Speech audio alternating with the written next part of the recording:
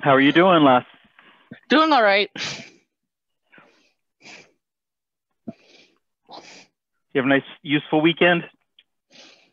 No, it was boring. Well, that's okay. Wake up, cat. Wake up. Don't wake up the cat. If the poor little cat is sleeping, she deserves to sleep. On the heating pad? Mm-hmm. He took over my heating pad. Well, that's what heating pads are for. He fights it. He fights for it with Jeff.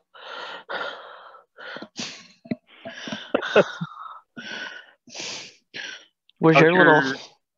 My kitty, she's in the living room asleep. Somewhere. She's in the living room asleep. She's not in the chair beside me.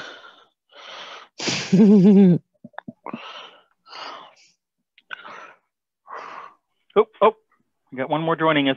Here we go. Who? Hi, Chevet. Ooh. Everybody starts to join as it gets close to 6:30 here, 6:25.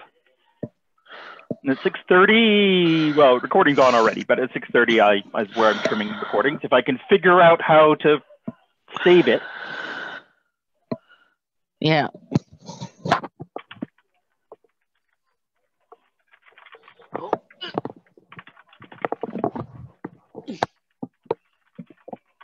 You okay?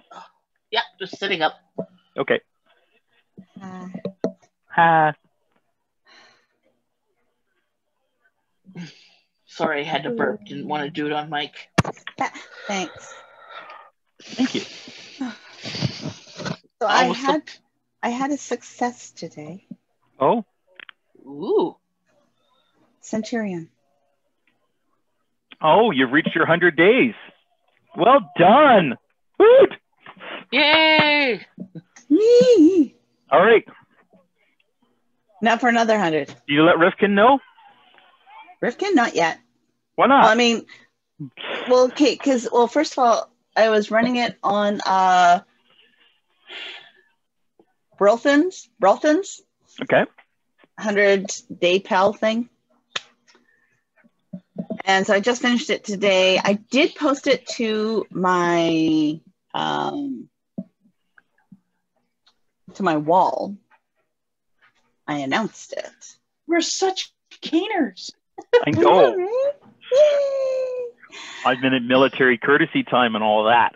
I've been here for 25 minutes. We are a long way from SCA time. Does Sir Rifkin keep track of centurions? I doubt so Yeah, anymore. I think she gave up on keeping track of those. Well, yeah. Probably after completing it 12 times. Oh, kitty, kitty, kitty, kitty, kitty, kitty, kitty. See? He's hogging the heating pad. Aww. That's what they do. That's what they do. Oh, okay. Pay attention, everybody. We got to be good now. No, we don't. Who said so? What? I mean, come on. Do you know them at all? No more rebellions. Aw, why not? Oh. Delete it. Kingdom of An Tir. Spelled that wrong. Events. Well, I guess I gotta do that. All right. Whoopsies. Rename. I'm sorry. Online events. Oh, hang on. There's a separate tag here for online events. Maybe I create it here. What event are you creating? Putting this Lion's Den into online events, but Kingdom Calendar Procedures. Well, let's read the instructions. Instructions help a lot. Read the instructions, really? Oh, this is Kingdom Law via the online form.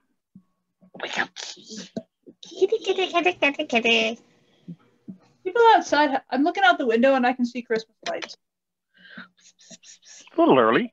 We were late. We were trying to get them up before yesterday. We were late. We did ours beans. yesterday. Yay, toe beans. Toe beans. Pretty chill cat there. Don't worry, Sheree. My cat kicks me in the side too when I try to go for his toe beans. Don't go for their toe beans. No, it's worth it. It's totally worth it. Not when you get kicked in the face. Well, don't get kicked. Don't try and bite his toe beans. You get a hold of a paw and you press the middle, and then you get the murder mitt. Oh, those are adorable. Okay, so these are like Those are great. Graham, look, you're a tea cozy.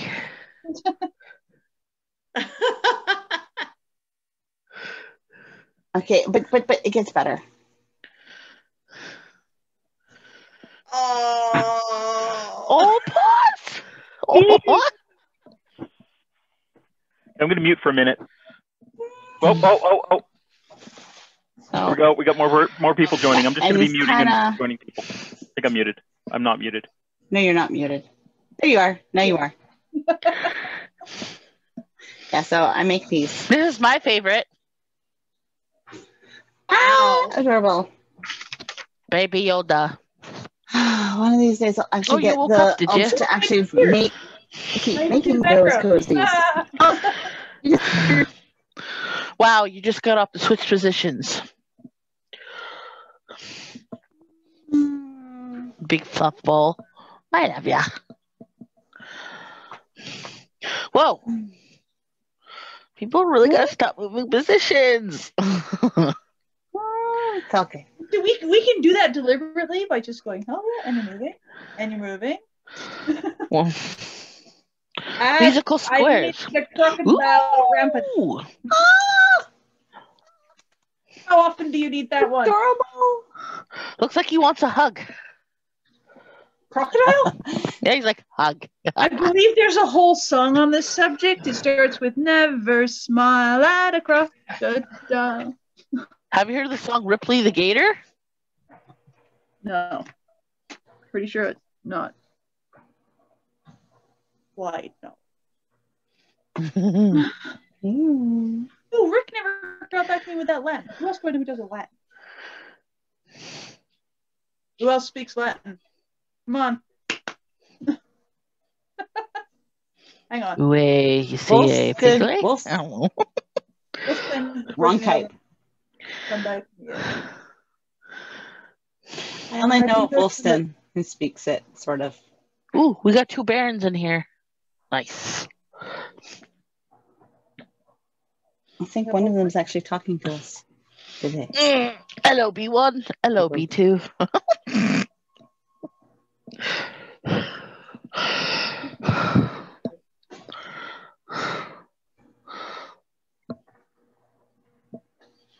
Floof.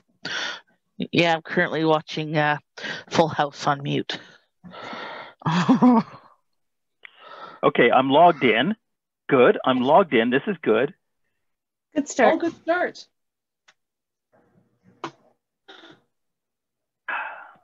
trying to find a way to make going to work tomorrow worth it. Running out of hours. Hey, Jure, you might know. Who speaks Latin? Who speaks Latin? Not Wolfstan. Oh, who's not Wolfstan? Yeah. There's what's his name with Tudor. Yeah. And doesn't what's his name? Sigurd Harold. Iago? Yeah. I'm pretty sure Iago speaks Latin. If he doesn't, he'll learn it over the weekend for you. He just might. Let's go find Iago. That's Michael. Oh, okay, here we go. Online informal gathering or social. I'm going to call this an online informal, a branch. Okay. There's no way to do it for recurring, is there? Nope, you're on your own. Wretched thing. All right, let's make this official. We'll start with next weekend's. Never smile at a crocodile. Never Oh shoot! I'm gonna have to use my other computer for this. Oh. Ow! Well, it's not like that. That's not what the other computer is for. Beep, beep, beep, beep, beep, beep, beep. Why are we singing about crocodiles anyway? Because she just did a I have to crocodile turn romping. my camera back on. Oh, okay. Crocodile. You weren't paying attention. There's He some wasn't odd here. people around here. Okay, look. Oh, Crocodile. that is in fact a gator. Yes. One half Give of a me lion a gator. hug. Yes, by request. That's for the next achievement. Ah, whose achievement is that? Bryn. Brynmore? Yeah, Bryn Fitzsavric. Yes. Oh, right. Yeah, Bryn Fitz. Yes, because he changed his bloody name. Did he register Bryn, or did he still registered as Brynmore? I have paperwork. Raven. Okay. What is registered on the ONA is Brynmore Raven. There we go. He needs to change it. Okay. His paperwork's in the pending folder. Okay. Good. I consider that close enough. Good. Yeah, it's pretty close. Need to check. Yes, I'm waiting. Mhm. I've got a few in there that I'm waiting. Right? Never smile at a crowd. Yo, there's going to be a peer who Oh my asks for God. something that I can actually just do. Oh my god. I want to hear You'll that have to song stuck forgive- in my throat. Right. You'll have to forgive me for being a bit tired. 5:30 in the morning is a little early to be woken up to a 5-year-old actually putting it together that these letters make sounds, and the sounds when you put them together make words, and Congratulations, you can now read. It's an important realization that that's what those mean. yeah, but Hey, Don't literacy. smile at crocodile. That's 5:30 in Peter the Pan. morning. Okay, and then he's talking I about don't how think all these Dr. letters. Pepper by then. He's got all these letters on the backs of his tablet so that he knows which tablet is his. Right. Never smile at a crocodile. No, you can't 5:30 in get the friendly with a morning. crocodile. Yes, you must know the song. It is Disney. Yes, it's from Peter Pan. Yes. No, you can't get friendly with a crocodile. Never run, walk away, say goodnight. Don't be taken in by his Welcome grin. grin, wondering how well you'll fit There's a within bardic his song. skin. Yes. It's been 20 years. I remember some of it. I have metal Sharpies. I don't even know why. What? Oh goodness. I heard metal Sharpie. I also have gold paper clips. I don't know why, because I never use paper clips. Where'd you get them then? Oh, sure. They come attached to forms when people submit. Yeah, no, that's a lot though. This is not. That was a fresh bag. Unlike painkillers for cats. This is important, actually. I don't know why. Cats should not be in pain. Cats should not be in pain. Still not quite, but closer. Oh, do. Is anybody? Oh, I should be. Hang on, I'm not monitoring. Do you need a co-host? Bad mod. No, I'm good. What a wand. So if I'm not careful, I minimize the waiting room window, and then people have to wait for 30 seconds. 30 whole seconds? Yeah, some of them are very impatient and short. You monster. Ah, crap. What? I dropped my Sharpie box. Oh. Huh. Don't drop your Sharpie box. Be Hey! careful, it's sharp. Sorry to make you wait. Oh! We got more people coming. Woo! Here comes the troops. Okay. There's a lot of Sharpies. Bryony! What? It's not Friday. I said Bryony. Oh. Sounded like Friday to me too. Sorry. I'd like it to be Friday again. That would be nice. Dude, I don't want to go back to this work week. tomorrow. Let's do that. Okay, so it's totally not period, but I'm enjoying it anyway, so you all get to see. I was doing a thing for my nephew for Christmas, and I'm like, I can do iron-on transfers in color? Really? So I did my arms on a piece of cloth. Ooh. Oh my! Oh. I don't know my achievement. I don't know what I'm going to do with Ooh, this piece we have of a cloth. Baron. It's only this big. That's still like really kind of pretty. This thing is pretty. How do you do that? It's That's called a dark t-shirt transfer. That's not just kinda. That is like freaking amazing. Yeah, I just don't know what I'm going to do with it yet. I would so wear my arms on a sweater. A lot of us would. Can you? I don't think you can iron on a sweater. I'm Not pretty really. sure that's not going to work. Well, that's meant for a t-shirt. You've changed thrones, Kinrick. He upgraded. I changed what? You're on the other side than you usually are. You're an Ariana spot. Oh, I moved. Yes. So it looks like you're sitting in the other chair. Gotcha. Hang on a second.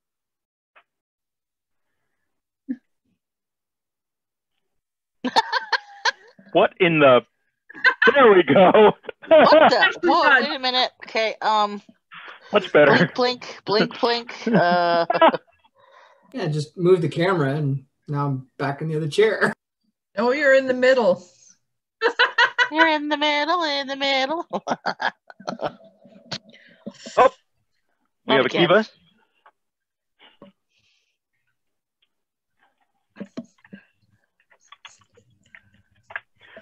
And a piece of really small dowel in my desk. There we go. Hi, Zoe. Hi, everybody. Hi. I'm going to suddenly drink wine outside. It's grape juice. No, I'm kidding. Grape juice. It's grape Grape juice. Juice of the grape. Very good. Good Yeah, for I'm you. not going to be A so little bit of a subtle. kick to it. Ooh. How do you like them grapes? Hi, Tan. I haven't seen you in a while. How you doing? Okay, I've been following you, but I haven't seen you. Yeah, I've been enjoying your tapestry. It looks so beautiful, interesting, and beautiful. And Do you realize what it is? yeah, I remember you posting that it was your photo of your retina. Yeah. So what took you from I have a photo of my retina to I want to make it into a tapestry? It started because I'm working on a show for next summer at the Craft Council. And it's all on selfies and faces through history and how we look at ourselves and that. And that's my selfie. That looks wonderful. When I was at the optometrist, she had it up on the screen and I went, I want to do that. And it's so much fun to be working with different colors and not be struggling over, the quirk of a mouth or the curve of a nose and that. I bet. Yeah. Shading or yeah. Yep. It's really being fun to do. Yeah. That sounds wonderful. What else? What have other people been up to? Floofer's on the floor. Katie on the floor. Anyone else doing any A&S stuff this week? Yes. I should. Do you want me to pick up and show it? Sure. Yeah. Okay. It's a bit of a walk. Okay. We need some music.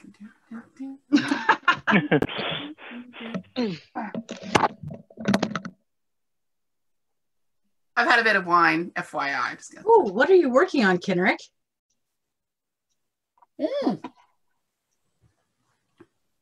There, unmute. So those are thigh armor. Wow. New legs. Beautiful. Oh, nice. Oh, pretty.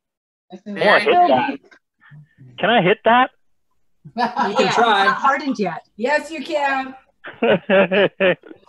So it's based off a medieval finding that they had. So yeah, kind of cool.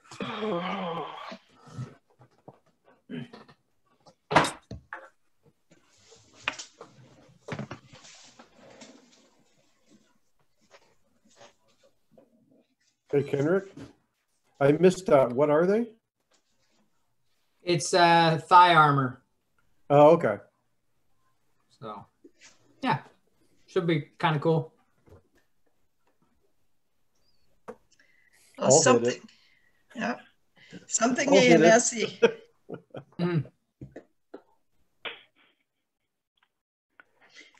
Something something A&S I'm playing with is I had a friend print me a block on his 3D printer. Wow. Oh, That's Beautiful. what a concept! I never even thought you could print stamping blocks, couldn't you? Yep. I see a new Amazing. craze. Can you see the whole pattern? Yeah, it's gorgeous. Yeah. Mm-hmm. So now I need people who that's period because it's later period that wants clothing. I'm sure you won't have any problem.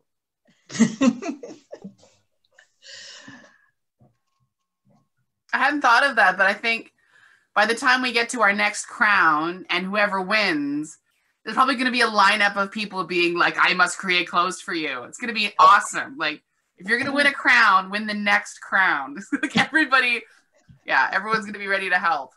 Yeah. I hadn't thought about that before. We're all looking for projects. Yeah, start training now for the first crown back. Or even just looking pretty. Yeah, just looking pretty. I don't need to train for that. Oh. Oh, yes. Well, okay. I better have some more grape juice. Yeah, there you go. I'm going to change the light so I'm not quite as brightly lit. Oh, that's better. Indirect lighting. It's a thing. Coffee in my coffee. It's a good thing. Jure, I noticed your shield's already upside down there. That was that riding shield that I made myself, the horseman's shield. So it actually hangs with its point directly towards the elbow, and your arm is vertical up the shield. So when I'm in a resting position, yeah, the shield's upside down. As soon as I go on guard, it's right way up. It's an interesting concept.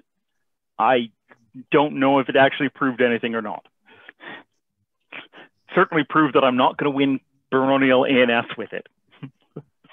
But if you get armed, can you like switch arms with it easily, or can you lend it to somebody who's not at left-handed? all. It is the worst to try and get off your arm. It really works best if you're sitting on a horse or you're allowed to punch people with it. It works really well for both of those things, but it does not work very well for the type of fighting that we do, unfortunately. Doesn't work that well on lifesteal either. My first one was strapped that way. Yeah? Yeah, not so much. I'm waiting for that. Well, a bladed steel is in experimental now, so theoretically, I'm keeping it. Maybe I'll be able to punch somebody with it, in a year. Who knows? Well, give it a year and a half.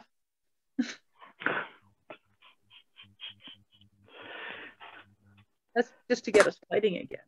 Hey, Guido. Hey, guys. Are you part of the experimental bladed steel, Guido? No, I don't agree with it. Okay. What is it exactly?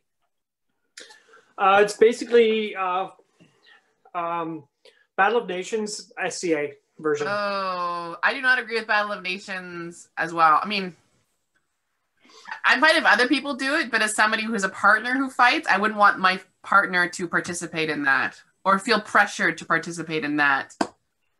I took a look at some of the rules set, and I don't think there's quite enough safety measures in place to be doing that right now. I think it needs to go a little further. What's part of the culture of Battle of Nations to take your photo in emergency while you're getting your stitches? Like, that's like a badge of honor. Oh, and yeah. That's a really toxic, negative component that I don't want to have in our SCA. I also object to the fact that they're referring to it as a period combat experiment when it actually isn't. It's still a sport. You can't call it period combat because they're not actually fighting. They're just beating each other into submission with metal weapons and trying to throw them to the ground. Okay. But there's apparently more to it than that, but I'm just not interested. I'm too old for that shit. It was a big part when I lived in Drachenwald. The Battle of Nations was a big thing, and like, because you were either a part of that or you did SCA, and it was seen that SCA was a little bit less manly because it wasn't live steel, and I just thought this seems crazy. Like the fighting with live steel to prove yourself, the getting cut quite badly and going to emergency and getting cheered on for that. I was like, I don't want this in my SCA. Like. No. I fight with about as live steel as... Like, that's good for me. I fight with as much live steel as I'm going to. I'm not going to push it any further. I know a few guys. They're wackadoodle. I know more than a few. That are in live steel, not the SCA. Oh yeah, I know a few. I know quite a few who are in live steel, full armored. Some sort of Battle of Nations variant of one sort or another. There's so many of them out there, and they're nuts. Like, honestly, they're crazy. Yeah, we've got plenty of wackadoodles of our own. We're all special in our own way. Yes! The SCA can be the all-encompassing circus tent that encloses all the crazy in one place. Yeah. Well, I just want people to be able to stay on site, get it, feel ouchy, and then go, sit with their friends for the evening. Like that's good for me. I think it will be an easier support to support in Canada, perhaps. Well, yeah. Okay, fair enough. Oh.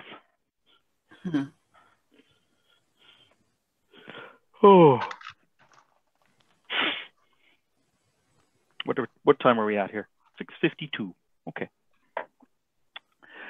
How's everybody, all the other newcomers going? Do we have a picture of Woodgie in the background?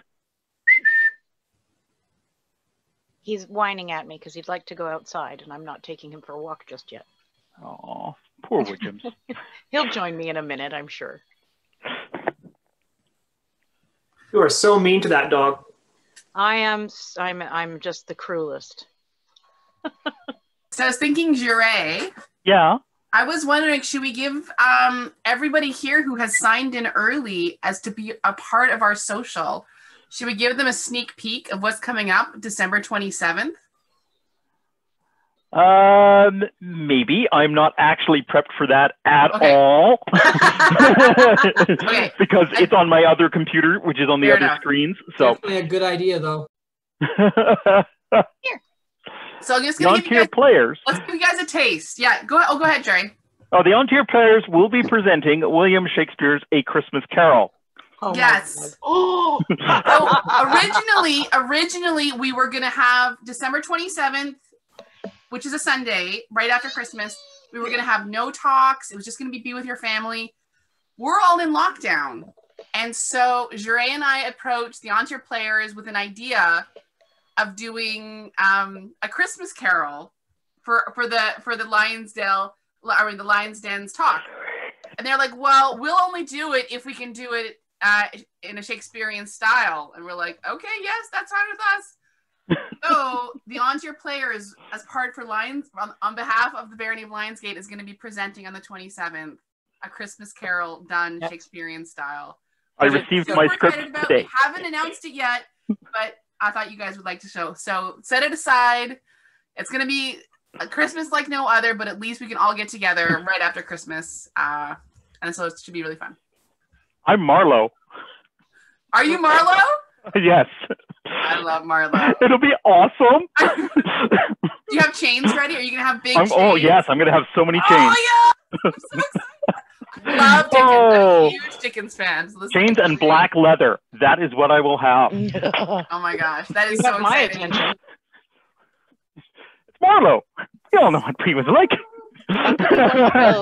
No, So it'll everyone be said he was on like Sunday at our regular time, and we'll have the social like we usually do. We're gonna broadcast it across the known world though. So we're gonna see. We might get a few people outside of An Tir tuning in, but I'm hoping it'll be like the whole SCA getting together. Garb? Yes. Garb is always optional, though. Yes. Clothing is not. I'll just get undressed. Ooh. Hello, what? Oh, it's going to be one of those again, is it? I missed that council, by the way. Oh my gosh. Lionsgate. Never change. Mm-hmm. Now, does anybody looking at the list of talks have any questions about what's coming up? We've got a few things coming up in the boiler, including December 20th is her mistress Vilja, and Vilja is actually from Sweden. She's Swedish, and she lived in Gotland for many, many years, and she actually fell in love at a Penzik with somebody from California, married, and has now moved to California. So she is going to be on December 20th transporting all of us for a Yule in Gotland, which Gotland is like that little island in the middle of the Baltic, which right now belongs to Sweden, but it's always changing from Denmark or Germany. But so I'm really excited. So that's also going to kind of be a Christmassy theme. So that'll be also coming up. I'm excited about that. Okay, we are now. Whew. I'm most excited the fact that we're completely booked out till March. Yeah. So we're booked every Sunday now. There was going to be a break at Christmas. There is no longer a break. Every Sunday we have something now until March 14th. We are now accepting applications for booking. Absolutely. We're trying to do roughly, I mean, sort of informally, half the talks be by people in the barony of Lionsgate. So if anybody here has an idea or would like to do it themselves, just get a hold of Jure and I. We're the ones coordinating the talks, so that would be great. There isn't room until spring, though. What time are we at? 6:57. Mm-hmm. I suppose I should do a little more research on my nettle stuff. Maybe we should check in. I see Sir Antonio. He is there. Sir Antonio, would you like any help making sure any of the technology, or do you want to check out anything before your talk? Well, no, I teach online all the time, so this is just, you're fine. This is just a day at work for me. Yeah, it's all good. Okay, beautiful. Now, do you use Zoom or do you use Microsoft Teams? I use Zoom. Teams is the devil. Okay, thank you. I agree. Yeah. Teams can be the devil. No, they are. The Google one is absolutely dreadful. I've only used the Microsoft one, and I have nothing but trouble getting onto it, navigating it. I find it incredibly counterintuitive. Yeah. I know it has lots of tools that Zoom doesn't, but Zoom, you start it and it works, you know? Yeah. Right. Which is exactly what you want. No thought, get it done. In a pandemic, when everyone is outside of their comfort zone and freaking out and trying to deliver their old material in new ways, less learning curve is better. Yeah. So, we have an introduction that was written, but in about a minute, I will start this beautiful introduction for this. Who wrote it? Somebody. Okay. All right. Someone who knows you and loves you. Now I'm scared. This is promising. All right. Here we go. It's going to take a little bit of reading, so I'm not great at this. If ever a person was going to be lauded for their rapier wit that has made a master of defense, it would be Sir Antonio, a man who consistently uses his humor and brains to promote fairness, equity, and to show us the power of humor when it's always used to punch up. He has many friends throughout the barony and around An Tir, and his voice is carried over many tournament fields in the finals for King and Queen of An Tir. His presence is woven into our kingdom, and we would simply not be An Tir without him. Sir Antonio is also quite old, having received his AOA in September of 1991. For context, Home Alone was playing in the theaters for the first time. In that same year, he received a Golden Swan for female persona development. He remains the only male-identifying player to do so. He became a knight in 1996 during the reign of Skepti and Honora, a full 3 years prior to the release of Episode 1, The Phantom Menace. When made a court baron by Gunnar and Gabrielle in 2004, most of us were off in theaters enjoying Lord of the Rings, Return of the King. The Lion's Den, on behalf of the Barony of Lionsgate, is now excited and proud to present Sir Antonio Romeo Maria de Francesco de Cavaliere da San Gimagnano and his talk. Well, thank you. That was very sweet. Whoever wrote that. Yeah. Some of it was even accurate. Okay. Host, you need to let me share my screen, please. Aha. Zut-alor. Nope, I don't want to do that. Hang on. You need to request a share screen. I believe it should pop up for me. Yes, I believe so. No longer an option when I click share screen.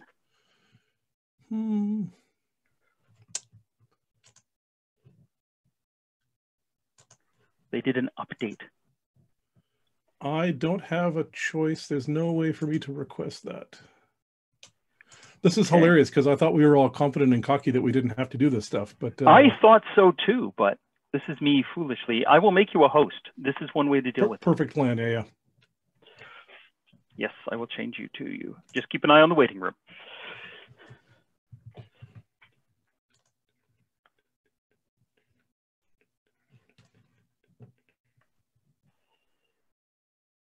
And we're good.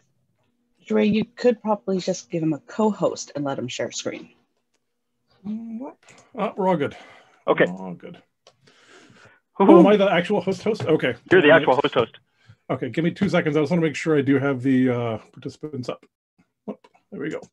Perfect. Okay. So, is everyone's got my screen up there? Yep. Awesome. Yep. So I don't remember who this was, but a couple of years ago, somebody mentioned sort of in casual conversation this idea of the Nine Worthies, which I had never heard of. And when I started to look into it, I was gobsmacked that I'd never heard of it because it sort of is one of those things that just runs like a thread through the entire High Middle Ages. It was sort of first put forward by a guy named Jean de Longuyon in 1310, I want to say, 1312. But it's sort of been around before that, the idea that there was some sort of continuity between the pagan heroes, the heroes of the Old Testament and the heroes of the New Testament. But he was the first guy to sort of codify it. And so he made this lovely, sort of very symmetrical structure of 3 sets of 3 heroes. So they're commonly now referred to as the pagan heroes, the Jewish heroes, and the Christian heroes. But of course, in the High Middle Ages, nobody wanted to praise anybody who was Jewish. So they were usually referred to as the pagan heroes, the old law heroes, and the Christian heroes. So I will, of course, not be using that nomenclature. So they sort of posit this sort of straight linear progress from the fall of Troy all the way to the Crusades. And they sort of had a number of purposes in the ideology of the Middle Ages. But basically, they were there either to sort of be an ideal to hold up, usually to the disadvantage of contemporaneous knights. Look at you, they're just, raping your peasants when these guys were out heroically saving the Holy Land or whatever. Or they were there to sort of justify Christian empire by drawing a direct linear heritage from the fall of Troy all the way through the Old Testament, and sort of to talk about the inevitability of the ascension of the Christian empire. Sorry. Okay, so the original 9, which you can see here, there are the 3 pagans on the left over there, 3 Jews here, and the 3 Christians here. So we'll start with the pagans. So I'm just going to give you a quick background on these guys as they were, so that hopefully you'll understand a little more what I'm doing when I start talking about the SCA ones. So the three pagan heroes were Hector, the Prince of Troy, Alexander the Great, and Julius Caesar. So they're interesting because they sort of start with a person who is defeated. So he's a heroic person who stands up and defends his territory but fails, through to a person who builds an empire and fails. And they end with Julius Caesar, who builds an empire and succeeds. And of course, the Roman Empire set up the Pax Romana, which was sort of the social conditions that were the precondition for the rise of the Christian empire. And so you can see in this first set, this sort of real linear ascendancy of the world from sort of a pagan state into a pre-Christian state. And that sort of sets up the idea that there's some sort of linear progress. Now, of course, because nothing can be simple, there's always some complicated paradox. And the paradox is, of course, that these guys are all defeated, and there's this inevitability of fate and the fact that no matter how heroic and famous you are, there's always, the axe is waiting to fall on you.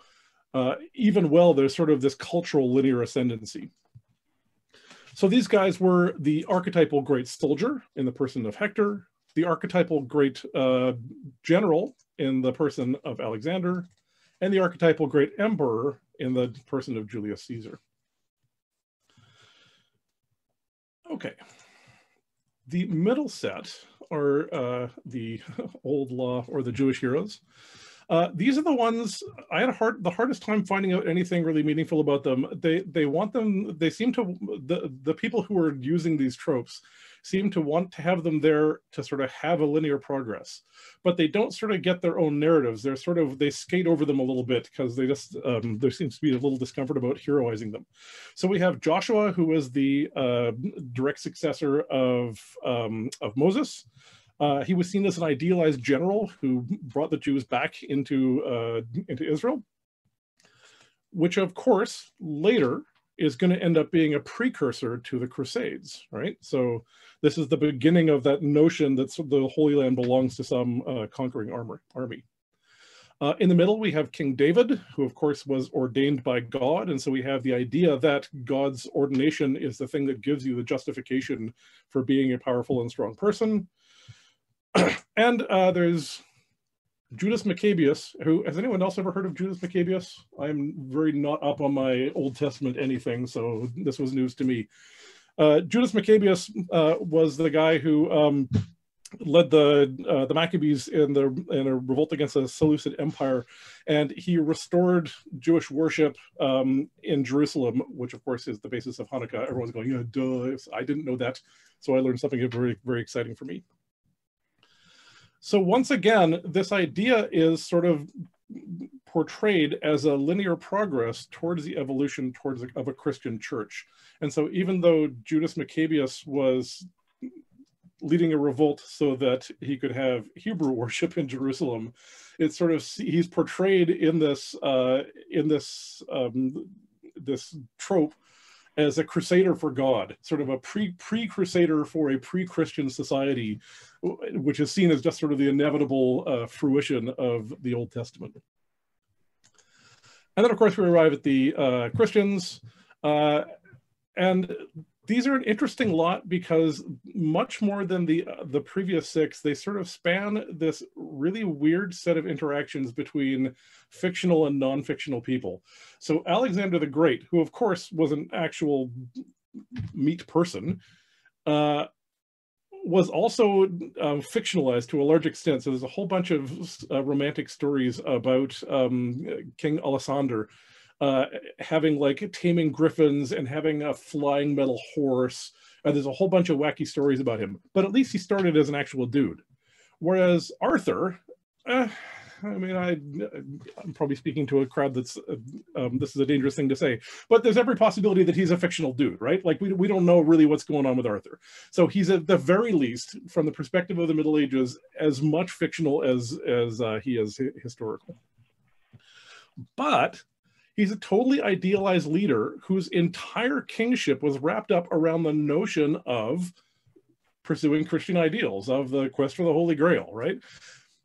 And then we have Charlemagne, who was almost, you know, he's like an actual European Arthur to a large extent. He built a Roman Empire. He's sort of seen as the fruition of that promise that was built into the Pax Romana. He's the person who sort of actualizes that. And at this point, we kind of have to pause because this is the point where the story comes back to its full circle. If Hector being defeated in Troy led to Aeneas going to Rome and founding Rome, and that was sort of the beginning of the linear progress which led inevitably to the Christian Empire, according to these people. Charlemagne building the Holy Roman Empire in Europe is the fruition of that promise. And so this is sort of where the story comes back to the precursor at the beginning. But also, Arthur and Charlemagne are interesting because as kings who did very little on their own, but sent heroes out to do amazing stuff, they sort of are these funky stand-ins where you have Arthur actually sitting on the horse, but by implication, you also have Tristan and you also have Gawain and all the other guys. You have Charlemagne on the horse, but also by implication, you have Roland in the background. And so there's this idea that sort of these guys it's sort of a movement away from Hector, the guy on the ground holding the sword, up to somebody who's sort of more kingly and sort of more running things in a large scale. And then we have this guy who, again, is a little bit weird because up until this point, we've had all heroes of story and romance and an amazing fame. And we arrive at the last of the Christians, who's Godfrey of Bouillon. Now, Godfrey of Bouillon was quite a storied individual in the Middle Ages. Fame didn't survive quite so well into the modern times. But he led the First Crusade, of course, and he ruled the Kingdom of Jerusalem. But his role here isn't really so much to be a stand-in for great heroic ventures. There's a bunch of stories about why he died, but one of them is he ate a poisoned apple. So like, there's not a big exciting narrative going on with him. But he's the fruition of this idea that the role of knights is to further the Christian Empire, to take those first 8 people and that story arc that was sort of built into that set of 3, and to carry it forward. And so he's the goad that sort of is used to stick into the butts of contemporaneous knights to say, look at this guy, this is the fruition of this heroic arc, and you should be continuing that. He's the tie into the modern times for them. So that brings us to the end of the original 9 worthies. Anybody have any questions or things that I skated over or that are confusing before I move on? Well, good. Okay. Cool. Okay. So when I heard about this, I immediately thought what we desperately need is the same thing for the SCA. I have always been a big fan of SCA history. It makes me kooky pants that we're a bunch of historical people and we don't spend more time obsessing about our own history. And so I thought I'd put together a set of 9. I thought it'd be really easy. I thought this is no problem. I'll just bang this off in an afternoon. And I got to the first 6. And although I had to cry a lot because there were a bunch of people I would have put in there and I couldn't, it was really, it was not the end of the world. And then I got to the last 3 and I actually got stumped. So what I want to do is I want to walk you through the 6 that I'm pretty confident about. And then I want us to just have a giant fight until Gervais goes to bed about who should be the last 3. Okay. So there's a smart way to do this. If the 9 worthies are divided into 3 sets of 3, and those 3 sets of 3 are the pagan, the Jewish, and the Christian, the obvious analogs, if we're going to talk about An Tir, are the SCA up until An Tir, the Principality of An Tir, and the Kingdom of An Tir. But I'm not going to do that because, of course, I have a bunch of preconceptions about what I want to do, and that didn't tidily fit my categories. So I'm just going to arbitrarily change the categories, and they're going to be these set. I want to talk about the founders, people who were at the first event at Diana's house, the emergent society and the mature society. Now, what I mean by that is, if COVID has taught us anything, it's that the society is still reinventing itself and that we have lots of room to sort of figure out who the heck we are. But I feel like in the first 20 years or so that I was in the SCA, there was still a lot of latitude for us to not know exactly what we were doing here. People showed up in terry cloth tunics. There were still a lot of Scottish ninjas walking around every event. And up until, the 20th year, Tolkien was considered documentation almost as much as like Capwell was. So I feel like in the last couple of decades, we have a much clearer idea what our purpose is. So in the era of the internet and of much wider interkingdom travel, I feel like we've got a much more cohesive society now than we had in those early days. So the emergent society to me is that era when we were still sort of working out who we were. All right, so the founders. I don't think there should be any debate about the first one. I'm pretty sure we all know who the patron saint of the SCA is. If we're going to have a person who is one of the Nine Worthies, it's got to be Diana. Diana Listmaker, it was her party. I don't know if this is who else has spent any time looking into this. Is there anybody who doesn't know the story of Diana Listmaker and her party? Please tell me no. We all know? Good, okay. I find this wacky. I haven't been able to find a clear story about what the actual story is. There seems to be a bunch of debate about what was the inspiration for that party. It might have been a protest against the 20th century. It might have been she was going off to the Peace Corps. And if you ask people, everyone has the story they know is 100% true, but then other people have the other story they know is 100% true, and nobody seems to know. So Diana taught us that we can reimagine the world. And I don't think this is exactly what she had in mind. You know, like that early stuff was all very accidental. But she was the person who taught us that this world is ours to create. And I think that was a powerful, powerful gift that she gave us, that we can dream things and then we can actualize those dreams. And those actualized dreams, like one person having a crazy costume party in the back of a yard, led to what we have now with the entire world covered by crazy weirdos wearing curtains. And I find that a pretty amazing and powerful thing to be reminded of as often as possible. The next person moves away a little bit from that. And he's one of the people I always go to when I think about what the SCA is, why it's here, and what's good about it and how we got here. So again, you probably have heard this story before, but I refuse to shut up about it because it's my favorite. It's one of my two favorite SCA stories of all time. So the original event, everybody dressed up in armor. They were all whacking each other. Oh, actually, before that, I should talk more about Diana for a second. Diana, one of the reasons she decided to have this party was that a friend of hers was illustrating some fantasy novel covers and had two friends who were doing sword fighting with wooden swords in their backyard. And so this person invited them over because they wanted them to pose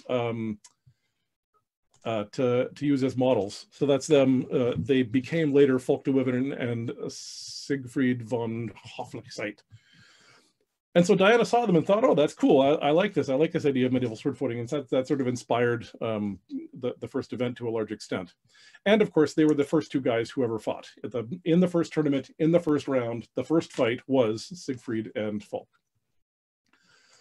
So Siegfried was not only one of the inspirations of the whole reason why Diana put together the first costume party. He's not only one of the two first people in the entire history of the known world to have strapped on armor and sword fought. He's also the guy who set in motion, I think, one of the central tenets of the current Middle Ages. So at that first event, everybody showed up. All the ladies were in dresses, all the men were in armor. Well, that's not true. Most of the men were in armor. And they were all sword fighting, and most of the guys had called themselves Sir. So this was before they knew they were going to be kings, before they knew there was going to be fealty or anything else. Just all the guys called themselves Sir. But one guy, David the Herald, was really young, and so he didn't call himself Sir. He called himself David the Herald, and he was a squire. And they were all fighting, and they were having a good time, and nobody knew what they were doing, and there were a bunch of medievalists sort of spastically waving their arms around and stuff like that. But Siegfried looked over, and he saw that David was doing really well, and he said, oh, that's awesome. And Siegfried had been in Europe. I think he was in the military or something. He'd been in Europe, so he had this old like Templar sword or something that he had from his granddad, or he bought in Europe. I forget where he got it. And so he walks over to David, he draws the sword, and he knights him on the field. And that was the first knighting of the SCA. And to me, it's really powerful, not just because it's a knighting and knighting is cool, but because that was the thing that made us think that the SCA was going to be status by merit, that you earn status by the things you do in the society and not from any external thing. And so to me, that was like one of the real seminal moments. Now, there was a long history of knighthood after that. A couple of years after this happened, I guess not a couple of years, later that year at an event 3 tourneys later, Henrik of Houn knighted Fulk, and then Fulk knighted his successor William, and then William set the sort of notion of knighthood on its feet, as it were, by having a mass knighting. Oops, where am I? There we go, mass knighting. And he knighted a whole bunch of guys: Bela of Vismarch, Fulk de Wevern, Jamie the Wokenshield, Karl von Acht, I might have messed this up, and Siegfried. And so there's Siegfried being knighted by William. So to me, this is this great, powerful moment, because it was the moment when the notion of peerage, the notion of awards as things which you earn by behavior in the Middle Ages and so on, I think that's super, super, super important. And the final person that I think is super important is Master Beverly Hodhead. Now, Master Beverly was at the first event by mistake. I think his daughter wanted to go and she needed a ride, so he drove her there and said, "Whoa, this is super cool." So he went home and got a crossbow that he had lying around the house, and he was just this giant nerd who liked cool stuff. At the end of the tournament, there was a shield that I think Siegfried had that was an old aluminum shield, and so they set it up on some logs, and Master Beverly shot crossbow bolts at it. And I don't actually know if this is true. I've tried to find out whether this is a true story or apocrypha, and I haven't been able to find any evidence either way. But apparently he's the guy who invented the portable hole, so we can thank him for that. At that event, when William was doing the mass knighting and was knighting Siegfried and all those other guys to establish the order of knighthood, he also established the Order of the Laurel. And when he did that, he laureled 2 people. One of them was, who's the other one? I've forgotten the other guy's name. He was a musician, but one of them was Master Beverly. And so he was one of the first two laurels. And so as we arrive at the end of sort of the founder's triad, I like this because it establishes the major values of the SCA. Although Diana didn't get a Pelican for another 20 years after this, ultimately her service was the thing that set the SCA in motion. Siegfried was knighted shortly after this, but it was his act of independently thinking about creating an order of merit that created the shape of the SCA and the aspirational quality that I think is so central to all of us in our ventures here. And Master Beverly brought a crazy curiosity and an interest in things medieval, but also sort of not medieval. And that notion of the creative anachronist, that we're doing history, but we're also not doing history. That it didn't matter whether the crossbow was historical or not. It didn't matter whether a portable hole was period or not. The notion that we were sort of playing with history rather than dogmatically adhering to it, I think is a really important idea. And so to me, these 3 people, and I find it super interesting, just in the first day, they'd already sort of set the shape of the SCA, even if they had no idea they were going to do it again. And even if it was all completely accidental, it's very exciting to me to see how this set of accidental decisions created so much of what we now take for granted. Okie dokie.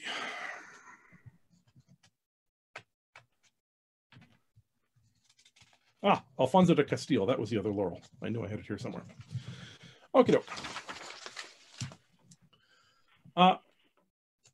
So moving on to the emergent SCA. And there's one person I'm really sad that I couldn't put in here. Oh no, I'll talk about them at the end of the emergent SCA.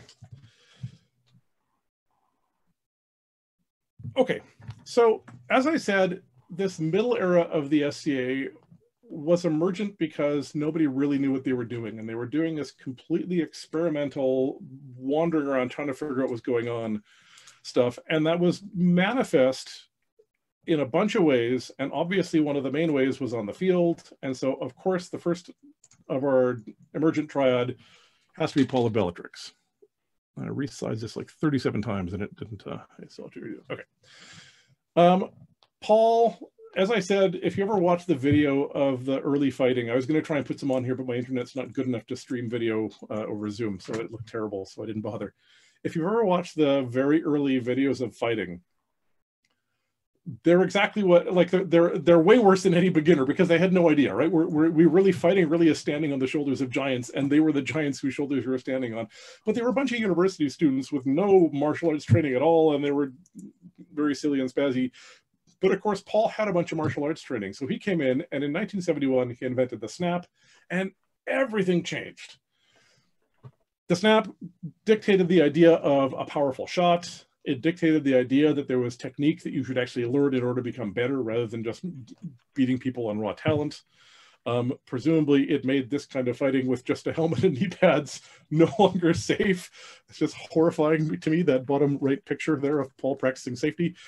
But it led to something else. In the same way that Siegfried's initial crazy decision to knight David the Herald initiated this sort of tumbling idea, this emergent idea of knighthood and peerage and so on, so the snap led to this kind of technical arms race that I think launched fighting from sort of this really casual hobby into something technical and exciting.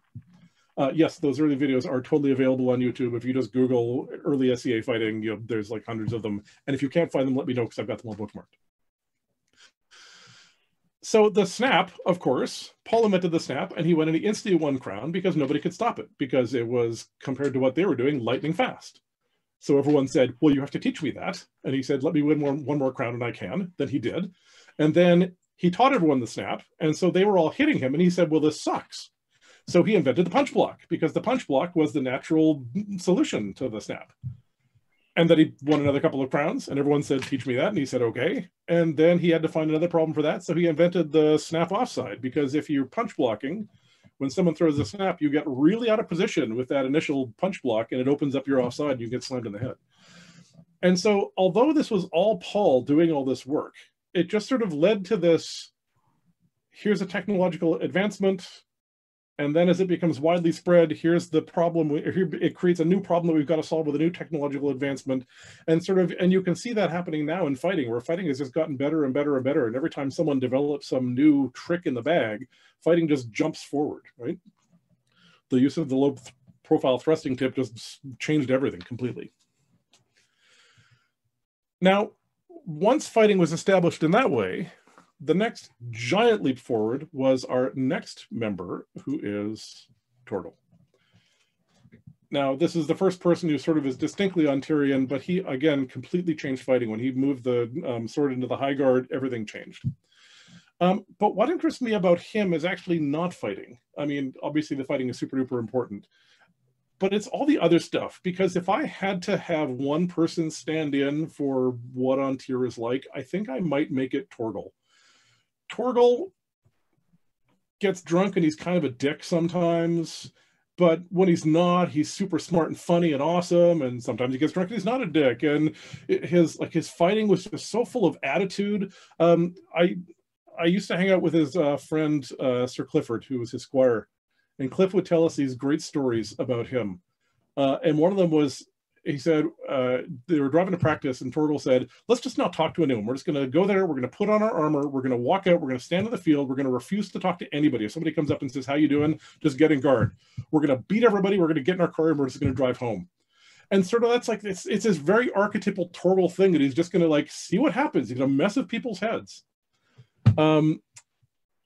There's, to me, this picture just sort of typifies him pretty much.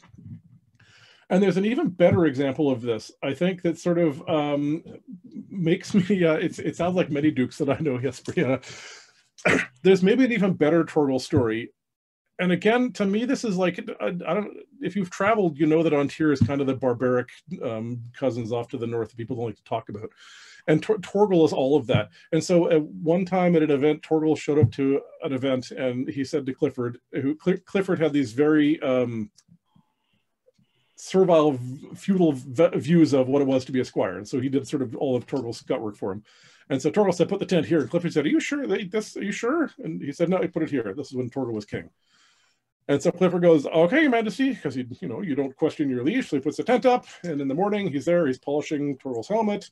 And the marshal comes up and says, I'm sorry, you're gonna have to move your tent, my lord. He says, oh, I don't think I'm gonna have to. He polishes the helmet. The guy says, yeah, you have to move your tent. He said, I don't think I'm gonna have to do that. He says, your tent's in the middle of the Eric. You've got to move your tent. And so Clifford leans back and says, Your Majesty, there's an officiant here who thinks you should move your tent off of your Eric. And so this hand comes out of the tent holding the crown and says, tell him to put it somewhere else. So they had to move the ark. And I mean, that's like, it's a total dick move, but it's also a classic dick move. And it's just like, that's so completely Torgal. And I think that kind of like fairly irreverent, like skating on totally offensive, but in like a way that's like you got to admire in some way, is very, very much the attitude that I still kind of see in An Tir and admire deeply. And possibly one of the reasons why we all sort of are willing to put up with it was that Torgal is a freaking amazing artist. And so he was one of the people largely responsible for taking a bunch of geeks in curtains and turning us into a beautiful bunch of peacocks in lovely stuff. So these helmets up here, I remember the first time I saw one of those, it was Skeggy and he was wearing it. And like now they're really primitive, like compared to the kind of gorgeous wearing art that we now have.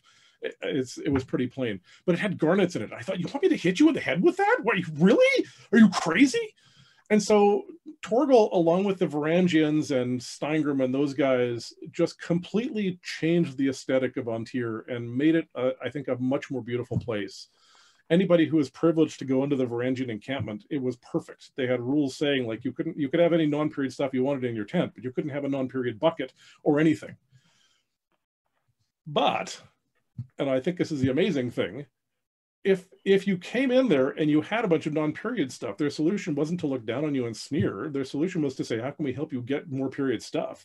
And it was just so inviting and it was so uplifting. It was, they were really concerned about improving the game, not just for themselves, but for everybody. And I think Torgal had a large role in that. Now, it was a little bit hard for me to include Torgal and not Steingrim, but there you go. I guess this is sort of like Charlemagne. Torgal can be the stand-in for all those guys. Now, I suspect with this crowd, I'm going to get away with this next one pretty easily, but I think this is to a large extent the most biased inclusion in this entire cycle. The last person I have in the emergent triad is actually two people. And of course, it's Gerhard and Amanda. Okay, I'm okay. These two were the SCA. Like if you grew up at a time when they were Baron and Baroness, they just embodied everything about the SCA. And I remember, I think a bunch of people on this call had the same experience. I remember when Amanda died, and I went to her funeral.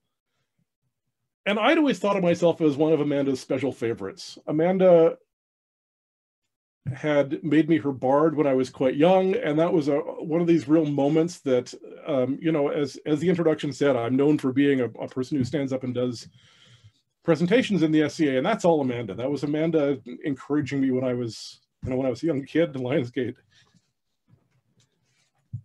And I went to her funeral, and I was surprised that everybody thought that. We all were her special favorites, and it was like, on the one hand, it was sort of sad because that was me. On the other hand, it was great because somebody told me that the Kendall's superpower was seeing people, and it's so true.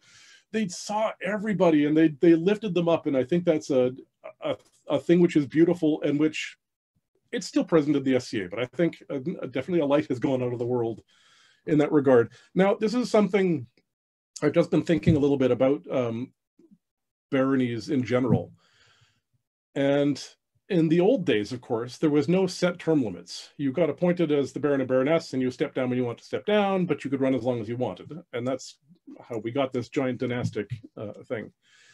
And now it's quite a short run. And it's a lot of work, so I understand why people would be glad to leap out after 3 years, but I do kind of miss the continuity that was there with a longstanding Baron and Baroness. It's one of the things that makes me sad about the SCA is that, like I was saying at the beginning, it makes me crazy that we have no sense of our own history. And part of that, I think, is the lack of continuity. Our crowns change twice a year in non-pandemic times. Our officers change every couple of years. And so there's no sort of rock for us to tie our identities to. And I know to a certain extent, households and just like people's friends fulfill some of those roles. But those are really informal structures that don't have the same kind of anchoring. And so when I'm God Emperor of the universe, we're having very long term limits on barons. I think having longer baron stays. We have more royals opposed to praise them. That is, you are not wrong, Brianna. You are not wrong.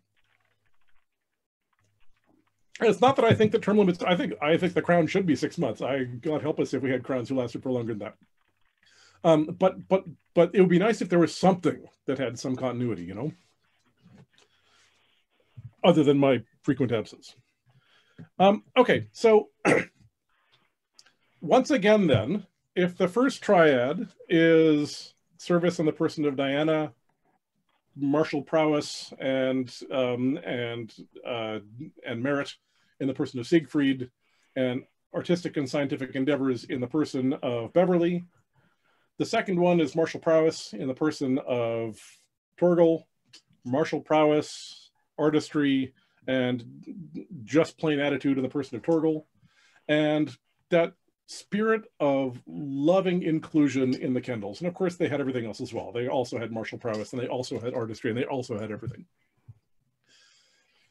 But just as with the original Nine Worthies, I like that these sort of are replicating triads, but emergent replicating triads. So they're dialectic in that they come back to the same place, but there's sort of a progress as they recycle.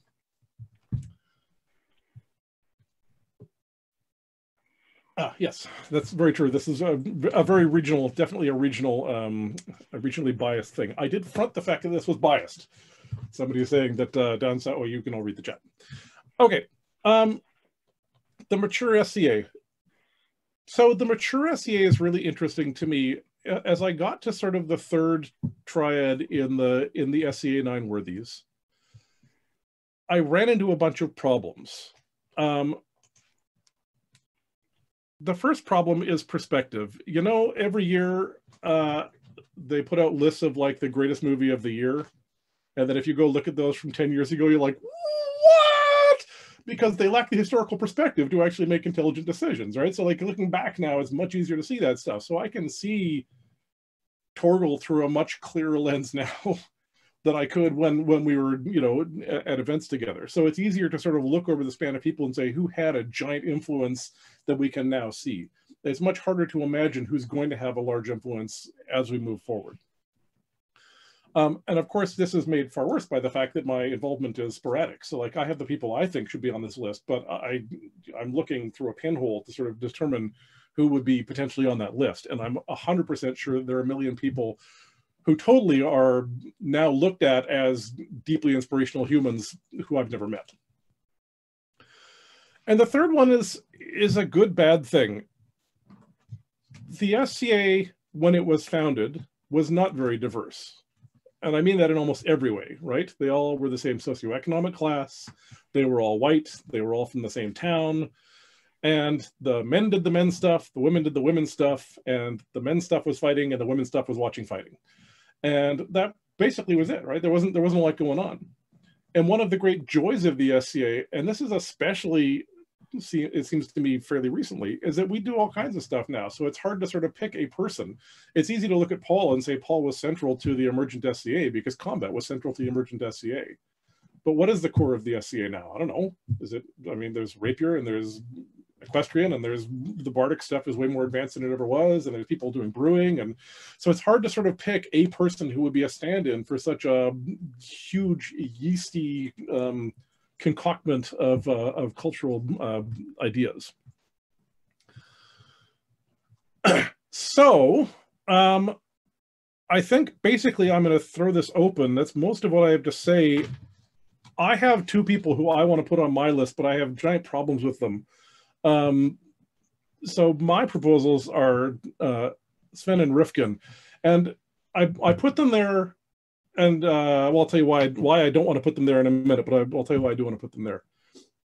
Sven is really just, to me, if you ask anybody who's familiar with the fighting culture of An Tir, who is the person you want to fight the most?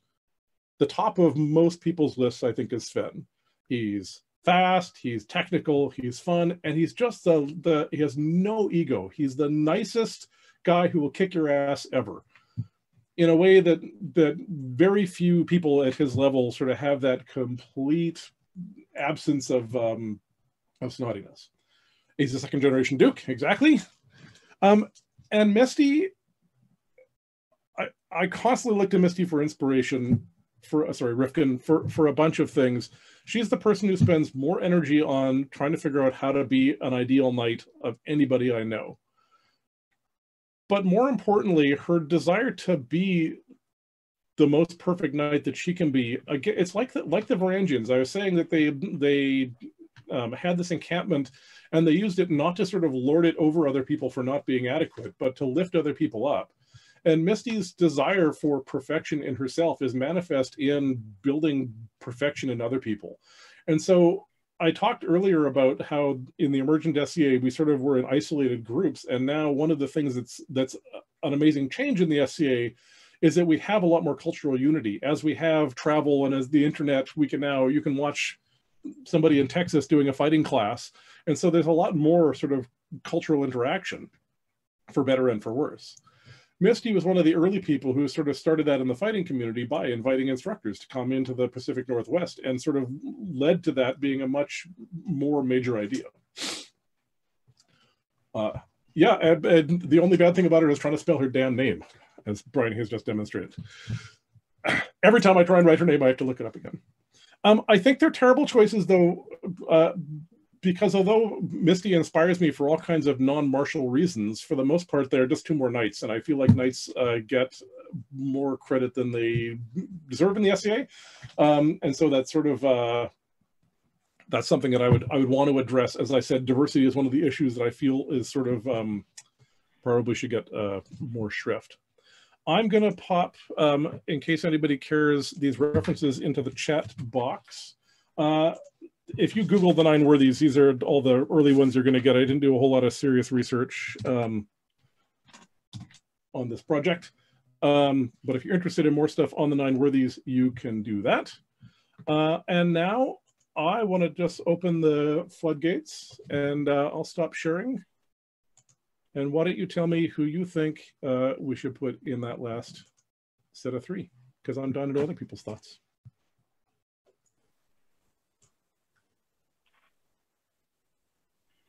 Ooh. Everybody can unmute now. Apparently I was, in fact, unmuted the whole time, which is bad. I have an idea. Uh-oh. Yes. I think one thing a lot of people in An Tir don't know is for a long, long time, we had very strong, very capable, intelligent, kind kingdom seneschals who all happen to be women. And they still form a fairly informal committee that a lot of stuff that happens and gets approved in this kingdom go through because of their institutional knowledge and what they've done in support and what they've given in support of this kingdom. And I could think of nobody better than Baroness Bridget. I think she typifies that person that has sacrificed a lot of her own time to support the kingdom, always listens to the crown, always puts her best foot forward in terms of how she wants the crown seen and supported, and has given so many years to An Tir. So that role that forms the backbone, very unseen in An Tir, and I can think of women like her, Her Excellency Viscountess Lenora, she's a Roman persona, Julia, it's like that, but a Roman version of Julia. Kind of a form, and a lot of the initiatives going on now, including the Kingdom EDI Council, all of that, those women have helped support behind the scenes. So that's somebody I could think of, possibly. Well, and not to as you were just learning, the process of excluding people is hateful. But the nice thing about that group of people is that Bridget could be a stand-in for the entire group, right? So right, this woman, exactly. The women seneschals of An Tir. She sort of has this Arthurian sort of filling in archetype. Archetype.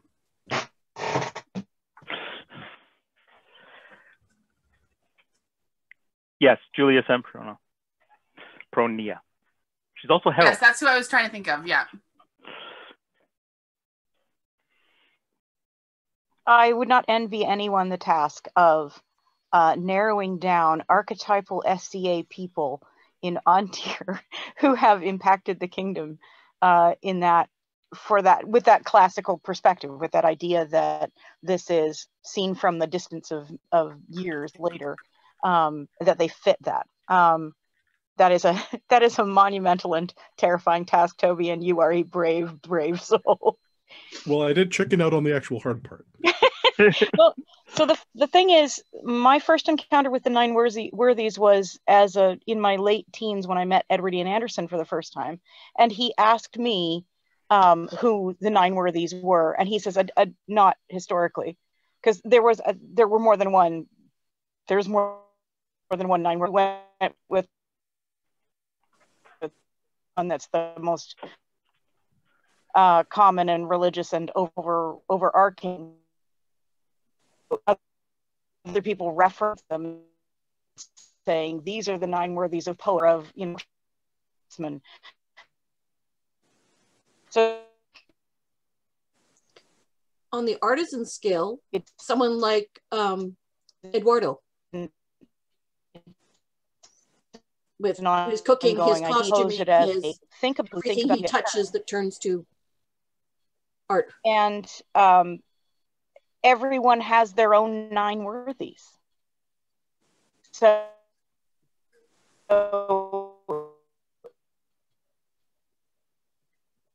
Brianna is totally cutting out all the time. Yes. To circle back to Eduardo and the concept of, am I echoing? Or is somebody else talking? It's still Brianna. Now you're circled. Yeah, Brianna's doing something weird. Okay, like everybody does have people that inspire them, but one thing I would say about Eduardo, as well as Ariel de Courtenay, because they really did it together, was activism in the SCA towards diversity. The whole push to inspirational equity came from An Tir and from those two specifically. And now we are more active towards diversity and inclusion on all kinds of fronts. But when they did that push, it was a long slog. And I think when we talk about people who are inspirational beyond just personally, it has to me, be an impact on the kingdom at very minimum, not just somebody personally. And I think that's one thing those two for sure had.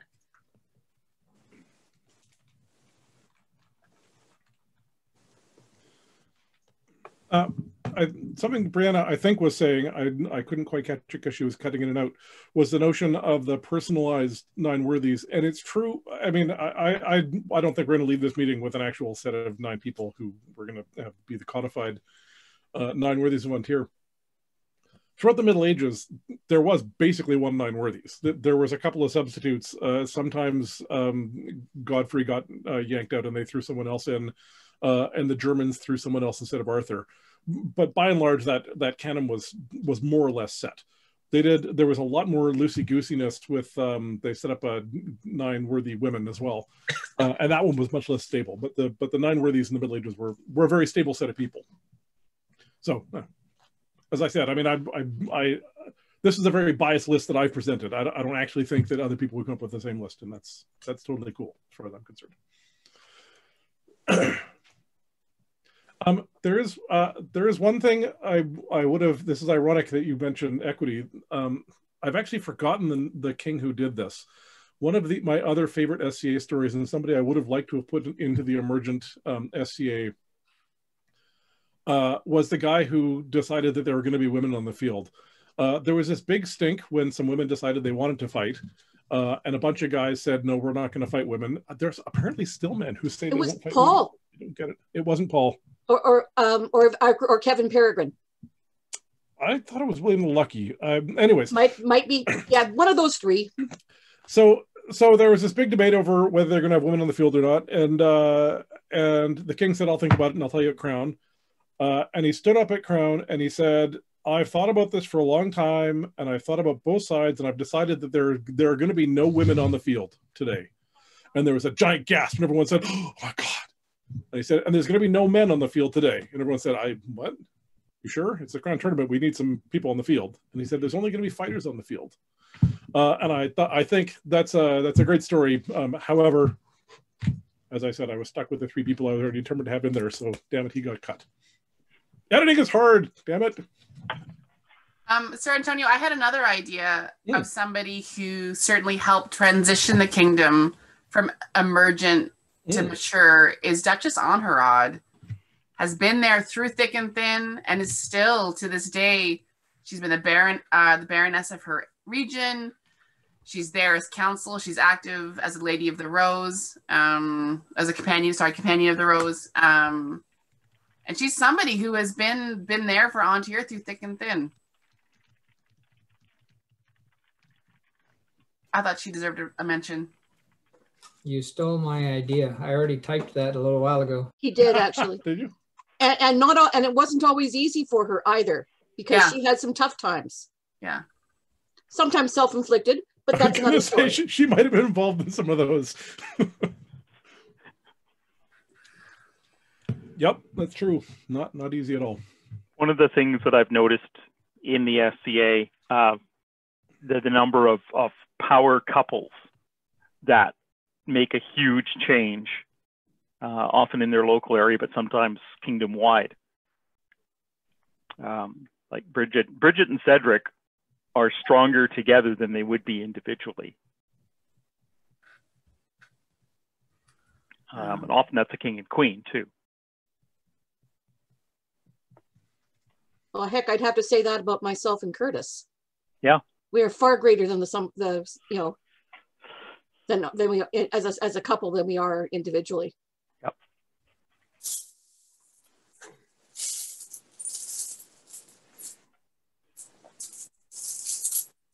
I'd also like to say something just maybe aside for a second.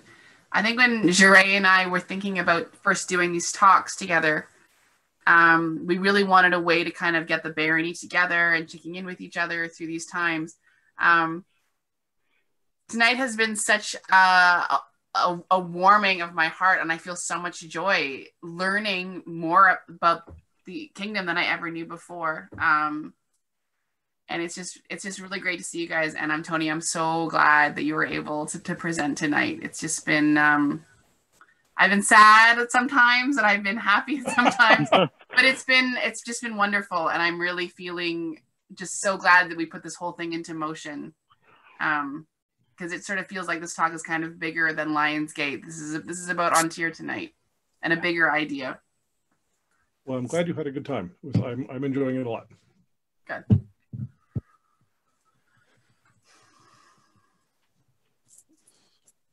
Anybody else have comments about this?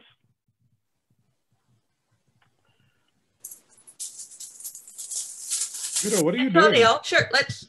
Antonio, I don't know. I think a lot of people here know you, but what was Sven the first time you spoke at a Crown, or who was the first person to ask you to speak for them for Crown Finals? I'm pretty sure it was Skepti, actually. Yeah, there was a period where pretty much every Crown I was speaking for somebody, but yeah, no, I did spend a bunch of times. I think it was Skepti though was the first person who asked. There was a period where I was doing a lot of Norse poetry, for those who don't know me, and again, I mean, this was largely at the Varangian encampment, and I was reciting a bunch of Norse SCA history poems. I wrote one for Steingrim and Sif's wedding. And stuff like that. So they were very excited about me doing things like that. And most particularly the lineage of An Tir, which most people have heard Fiach do more than you at this point, but that is, I think, such a good classic piece for An Tir. I am the pre-Fiach, it's true. I'm like his opening act. I have to share with people who may not have been there, a Clinton War. where you were part of one of my favorite courts. Because that was the court where you were you were supporting Sieglinde when she was asking permission to marry. Yes, yes, yes. And her family were against the wishes of her family. And right. when you took out that bottle and started dabbing yourself with woad and said, then you better guard her, that was like, we just lost it. That was one of the most perfect moments. And then you had to go and turn into Sir Antonio and do things about the rapier like within 15 minutes. And the flip over was just incredible. Well, and it worked because they got married. So that's the important part. Yeah, you looked a lot better than just being daubed with wood later, though, after she painted you. Yep. Alrighty. Are they still doing the lineage at current events? No? Fiat drags it out fairly often. I think they've tried to do, you should do one for Thierry, because there have been many attempts at one, but they don't quite capture it for me. This is there's a lot of sit and sat in the wording. Right. Yeah, my hope was that was going to become a tradition. So I did it. There were several crowns in a row where I did it, or several coronations in a row where I did it. And I assume that everybody here knows this because we're in An Tir and we're infected with Norseness, even if we're not Norse. In Iceland, there was the law position of the law speaker who every year at the Oral thing would speak a third of the law. And so their job was to be the oral transmitter of the law. And so it was always my hope that we would have a lineage speaker that would be part of coronation, would be somebody who stands up and their job is to orally present the lineage of whatever the area is that that the event is in. But sadly, it's a lot of work to memorize that, so it never really caught on once I stopped doing it myself. So it is part of the Thierry ceremonial. Was for it? Thierry. Yeah. Oh, good. The entire lineage of the coronets of Thierry from Oakland. It is not in the ceremonial kingdom, but it is very frequently done. Good. Somebody at Thierry Bard did it to Bohemian Rhapsody, if I remember right. It is traditionally the job of the Thierry Bardic champion to interpret the list in however they feel. That was the Baron of Sigurd when he was Thierry Bardic champion. Nice. It was a very good rhapsody.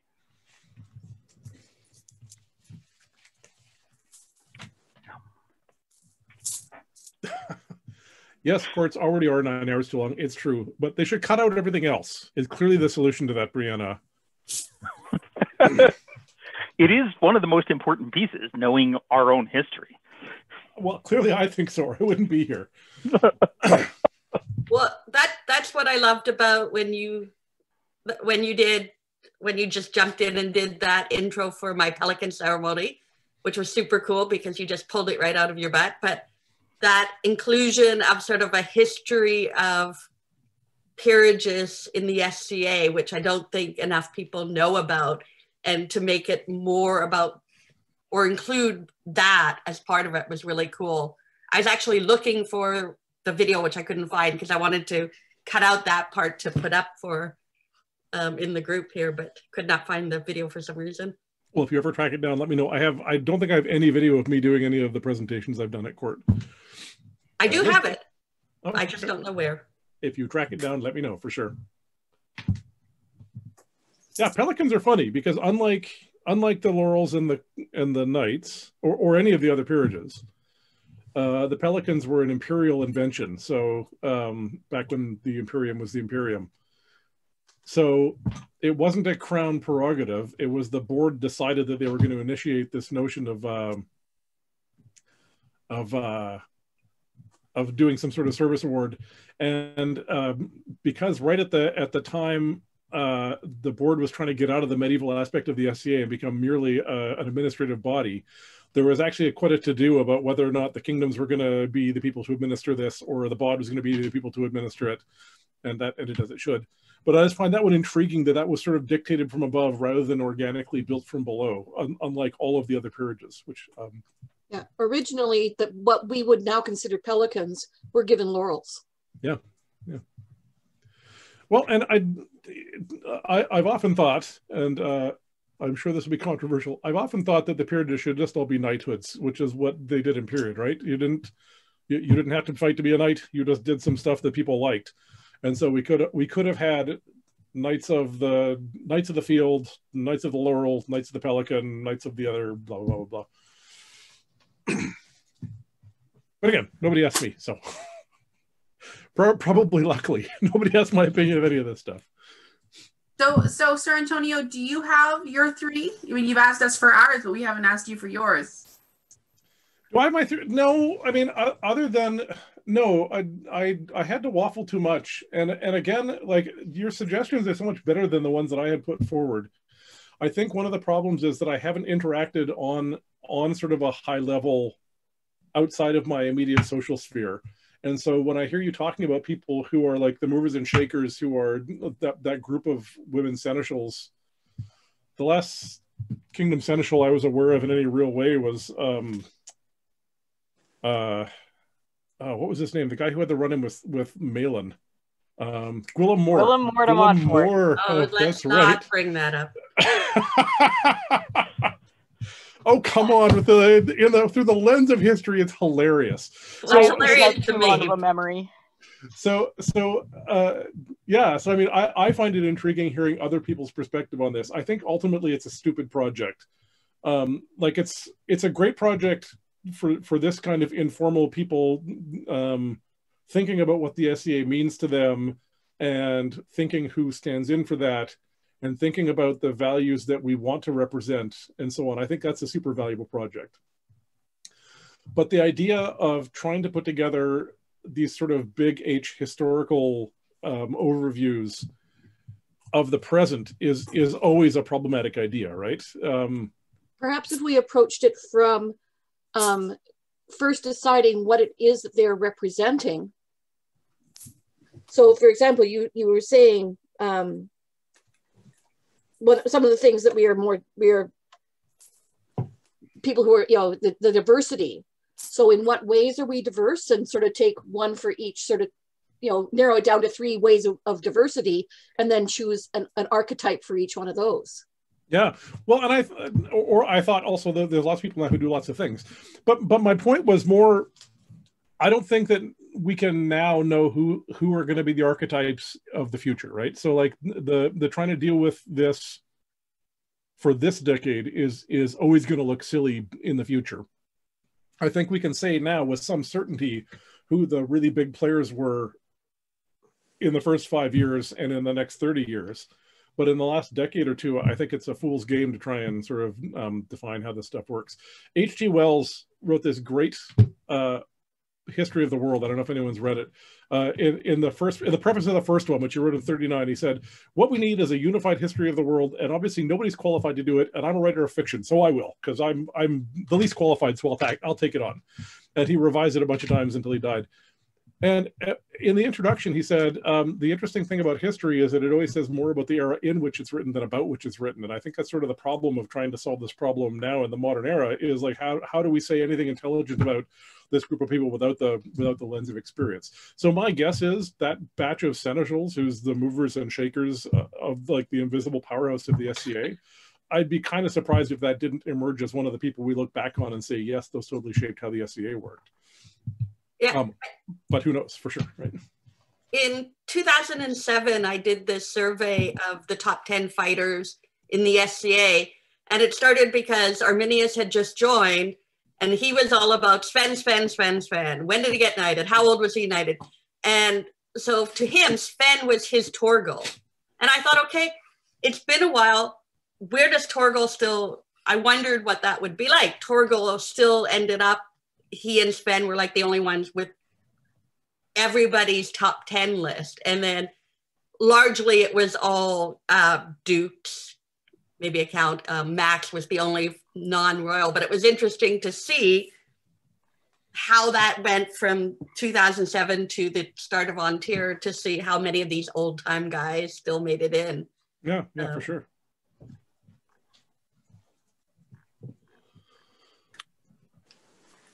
one of the 7 legends of the SCA. Are there 7 codified legends of the SCA?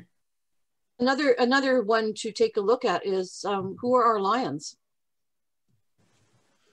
And just taking a view through the years of who were made lions, because that's what, 2 of them a year?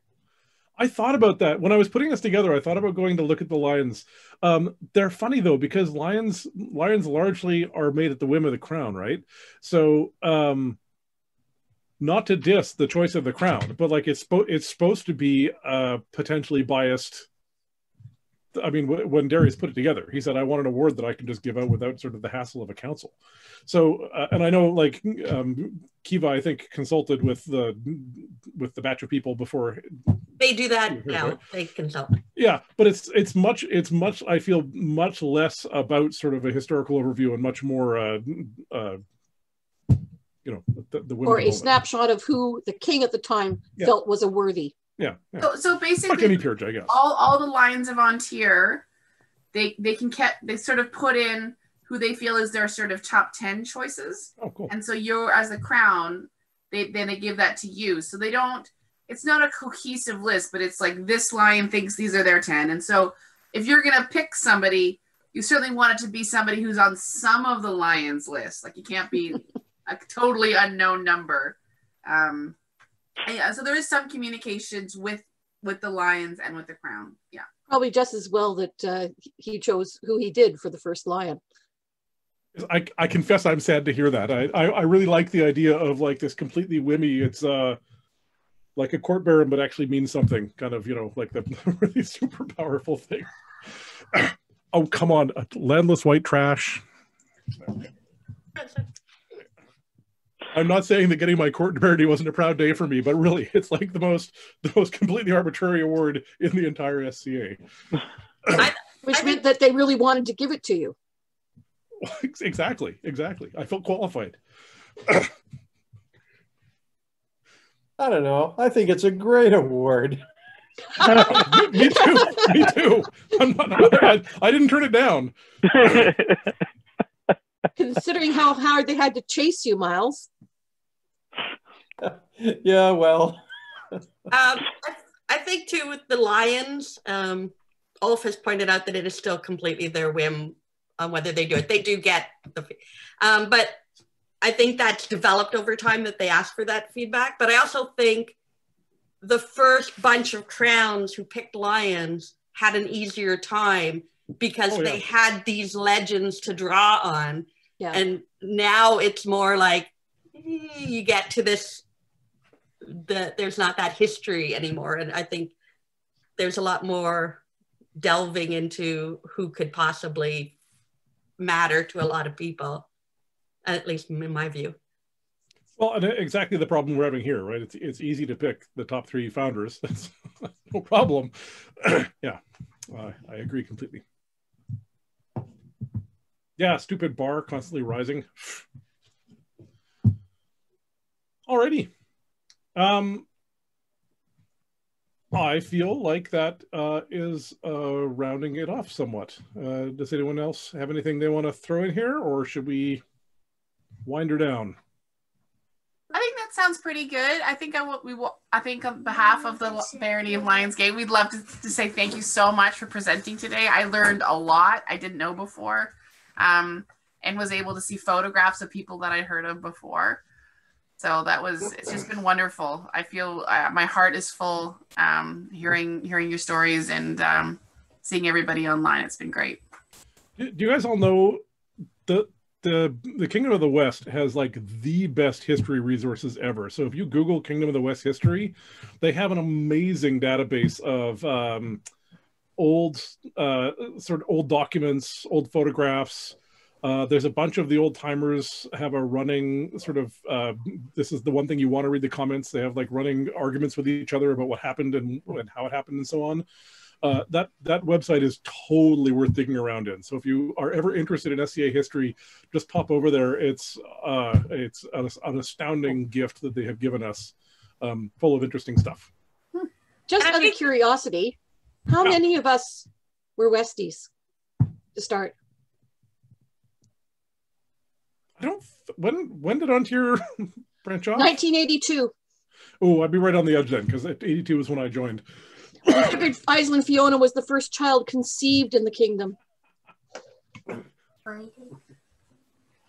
I think we decided here tonight that Antonio's going to do a video recording of the lineage of An Tir for history, right? Is that what I think that was all decided. Yeah. Sure. I'll see if I still have it. It probably needs some updating. I'm going to guess that I'm like 10 years out of date. Okay. I already have written down that I need to write one for Tiri, so I'll put this in my copious spare time. And then decide what style. Well, I'm a one-trick pony. It's going to be in some sort of Anglo-Saxony, Norsey kind of verse. It's almost like they designed it for oral presentation or something. Okay, well, thank you very much, Antonio. If you are free to go, thank you so much. It's been wonderful. Thanks for coming. Stick around and talk to us. Thank you very much, Antonio. It was wonderful. Yeah, it was great. Great. It's a good concept to think of. Yeah. So, okay, I will catch up with all of you guys later on. Thank you.